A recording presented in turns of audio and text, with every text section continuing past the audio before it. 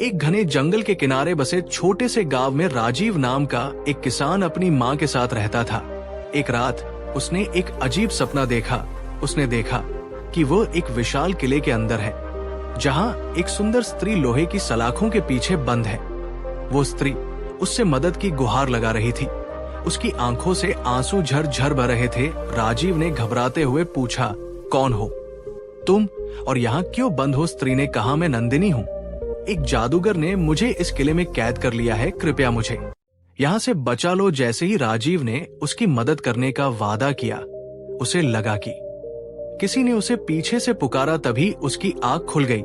ये सपना इतना जीवंत था कि राजीव का मन विचलित हो गया। उसी समय उसकी माँ कमरे में आ गई और बोली, अरे दोपहर हो गई है और तू अब तक सो रहा है, खेत पर नहीं जाना क्या? राजीव ने कहा, माँ मुझे आज वही सपना तीसरी बार आया है। माँ मुस्कुराते हुए बोली, एक ही सपना 3 बार नहीं आ सकता। तेरे सपने कभी खत्म नहीं होते। अरे सपने तो सपने होते हैं, इनके बारे में इतना गहराई से मत सोच। माँ की बात सुनकर राजीव चुपचाप घर से बाहर निकल गया और खेतों में जाकर काम करने लगा, मगर उसका ध्यान अब भी अपने सपने पर ही लगा हुआ था। तभी खेत का मालिक, जो कि अच्छे स्वभाव का व्यक्ति था, राजीव के पास आया और बोला, क्या हुआ राजीव? ऐसा लग रहा है जैसे आज तुम्हारा मन काम में नहीं लग रहा। अगर ऐसा है तो तुम आराम कर सकते हो। दिख तो रहा है कि तुम काम कर रहे हो, मगर तुम्हारा मन कहीं और है। राजीव ने अपने सपने के बारे में जमींदार को बताया और कहा, मुझे एक ही सपना लगातार तीसरी बार आया है। उसमें एक राजकुमारी मुझसे कहती है कि मुझे यहाँ से ले चलो। जमींदार ने गहराई से सोचते हुए कहा, इस सपने का अर्थ जानने के लिए तुम्हें साधु महाराज से मिलना चाहिए। वो बातों का गूढ़ अर्थ जानते हैं। राजा महाराजा भी अपने विचित्र सपनों का अर्थ जानने के लिए उनके पास आते हैं। मेरी मानो तो तुम्हें साधु महाराज से मिलना चाहिए। राजीव ने सहमति जताई, आप सही कहते हैं, मैं आज शाम ही साधु महाराज से मिलने जाऊंगा।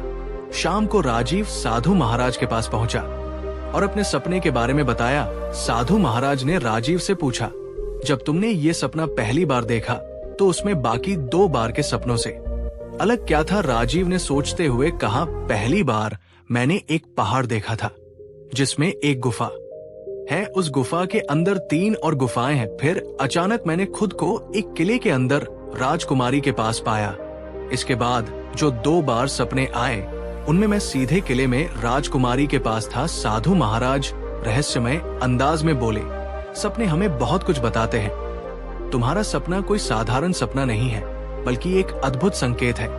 तुम्हें अपने सारे सवालों के जवाब उसी पहाड़ी में मिलेंगे जिसमें एक गुफा है, और उस गुफा के अंदर 3 और गुफाएं हैं। तुम्हें उस पहाड़ी को ढूंढना होगा, हो सकता है तुम्हारी किस्मत बदल जाए। राजीव ने चिंतित होकर पूछा, लेकिन साधु महाराज, मैं उस पहाड़ी को कैसे ढूंढूं? साधु महाराज ने गंभीरता से कहा, तुम्हें ढूंढना पड़ेगा। राजीव, बिना मेहनत के कुछ भी हासिल नहीं होता। साधु महाराज की बात सुनकर राजीव वहां से चला गया। अगले दिन से राजीव जंगलों की खाक छानने लगा। 7 दिनों तक जंगलों में भटकने के बाद अचानक उसे वही पहाड़ी दिखाई दी। उत्साहित होकर उसने कहा, ये वही पहाड़ी है जो मैंने पहली बार अपने सपने में देखी थी। राजीव पहाड़ी के पास गया और गुफा को ढूंढने लगा। खोजते खोजते उसे वो गुफा भी मिल गई जिसे उसने सपने में देखा था। राजीव गुफा के अंदर चला गया। जैसे ही वो थोड़ा और अंदर बढ़ा, उसे आगे 3 गुफाएं दिखाई दी। तीनों गुफा को ध्यानपूर्वक देखते हुए उसने बुदबुदा, या सबसे पहले मुझे किस गुफा में जाना चाहिए? पूरब की ओर जाने वाली गुफा से शुरुआत करता हूँ। वो पूरब दिशा की गुफा में चला गया। कुछ ही दूर चलने के बाद अचानक उसे भयंकर चक्कर आने लगे और अगले ही पल उसने खुद को एक नगर में एक तालाब के किनारे पाया। हैरान होकर उसने खुद से कहा, ये कैसी विचित्र बात है, मैं यहाँ कैसे पहुंच गया? अभी तो मैं पहाड़ की गुफा में था। तभी उसने देखा कि तालाब में एक व्यक्ति डूब रहा है और नगर के लोग किनारे पर खड़े उसे बचाने के बजाय भयभीत दृष्टि से देख रहे हैं। राजीव ने एक व्यक्ति के पास जाकर पूछा, तुम सब यहाँ खड़े तमाशा क्यों देख रहे हो? वो व्यक्ति डूब रहा है, उसे बचाओ। वो व्यक्ति डरी हुई आवाज में बोला, तुम मूर्ख हो, इस तालाब में एक राक्षस है जो मगरमच्छ का रूप धारण करता है। वो किसी को भी जिंदा नहीं छोड़ता। तालाब में जाने का मतलब है अपनी मौत को बुलाना। राजीव ने तालाब के किनारे पड़ी एक मोटी नुकीली लकड़ी देखी, उसे उठाकर वो तालाब में कूद गया। तभी एक विशाल मगरमच्छ उसकी और घूरते हुए तैरने लगा। राजीव ने साहस दिखाते हुए उस नुकीली लकड़ी से मगरमच्छ पर जोरदार हमला किया। अगले ही पल मगरमच्छ रंग बिरंगी रोशनी के साथ गायब हो गया। राजीव डूबते व्यक्ति को किनारे पर ले आया। तभी वहां एक सुंदर युवक प्रकट हुआ और बोला, मैं ही वो मगरमच्छ था, इस नगर का राजा हूं। कुछ समय पहले एक जादूगर ने इस नगर पर कब्जा करने की कोशिश की। जब मैंने उसका विरोध किया तो उसने मुझे अपने जादू से मगरमच्छ में बदल दिया। नगर के लोग मुझे ही राक्षस समझने लगे। राजीव ने कहा, तो अब तुम्हारी ये दशा समाप्त हो गई। राजा मुस्कुराते हुए बोला, तुमने मेरी और मेरे नगरवासियों की मदद की है, इसके लिए मैं तुम्हें एक विशेष शक्ति प्रदान करता हूँ। ये शक्ति दिखाई नहीं देगी, लेकिन तुम इसे महसूस करोगे। अब तुम्हें उस पहाड़ की गुफा में लौटकर पश्चिम दिशा की गुफा में जाना होगा। ये कहते ही राजा गायब हो गया और राजीव ने खुद को दोबारा उसी बड़ी गुफा में पाया। उसने सोचा, ये सब सत्य था या सपना। राजीव पश्चिम दिशा की गुफा की ओर चलने लगा। कुछ ही देर में उसे फिर चक्कर आए और उसने खुद को एक और नगर में पाया। वहां चारों ओर अंधेरा फैला हुआ था और एक बूढ़ी औरत बैठकर रो रही थी। राजीव ने उससे पूछा, तुम क्यों रो रही हो? बूढ़ी औरत बोली, हमारे नगर का राजा एक राक्षस की कैद में है। वह राक्षस शेर का रूप धारण किए हुए है।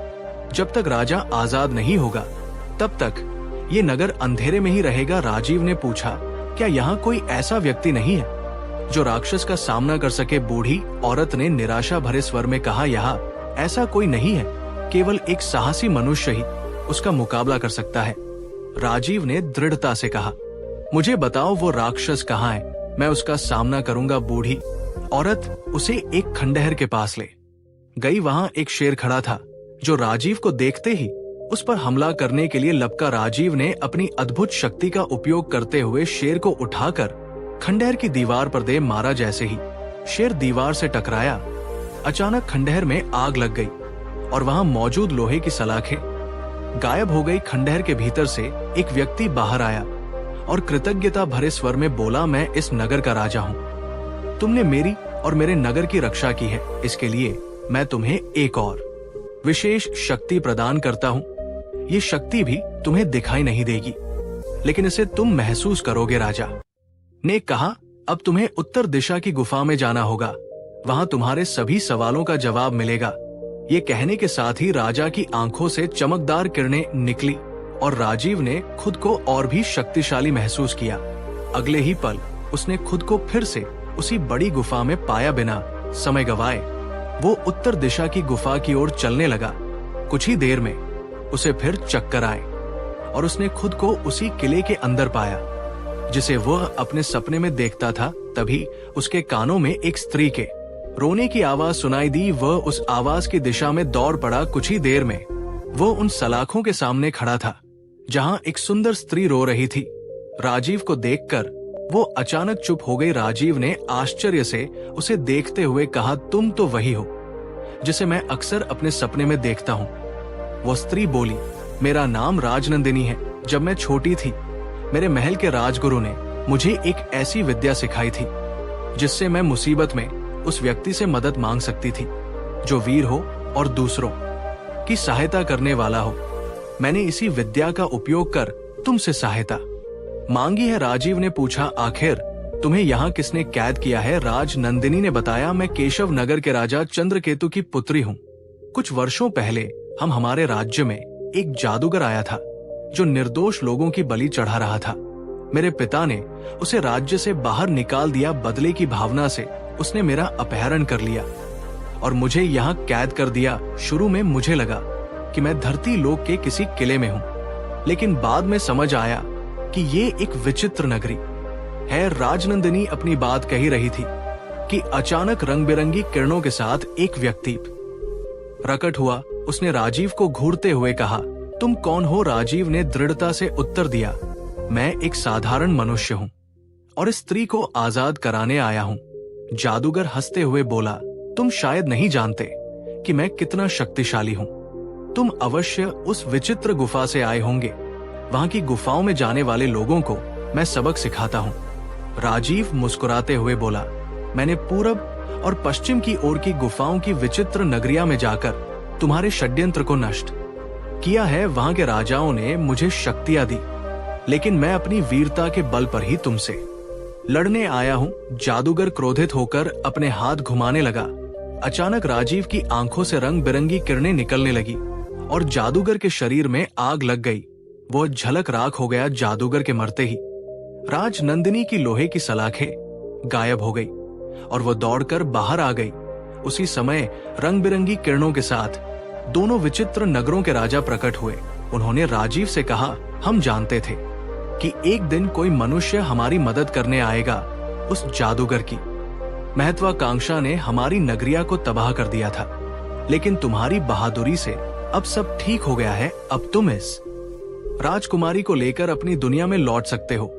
अचानक राजीव और राज नंदिनी ने खुद को फिर से उसी बड़ी गुफा में पाया। राजीव ने राजनंदिनी को साधु महाराज के पास ले जाकर सारी घटना बताई। साधु महाराज मुस्कुराते हुए बोले, कहा था ना कि तुम्हारा सपना बहुत विचित्र है।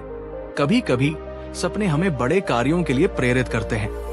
अब तुम राजकुमारी को उसके पिता के पास ले जाओ। राजीव राज नंदिनी को लेकर राजा चंद्रकेतु के पास पहुंचा। राज नंदिनी ने अपने पिता को राजीव की बहादुरी की पूरी कहानी सुनाई। राजा चंद्रकेतु ने प्रसन्न होकर कहा, तुमने असंभव कार्य किया है। मैं अपनी पुत्री का विवाह तुमसे करूंगा और तुम्हें अपने राज्य का राजा बनाऊंगा। राजीव और राज नंदिनी का विवाह धूमधाम से संपन्न हुआ और राजीव राजा बनकर अपनी प्रजा का प्रिय शासक बना।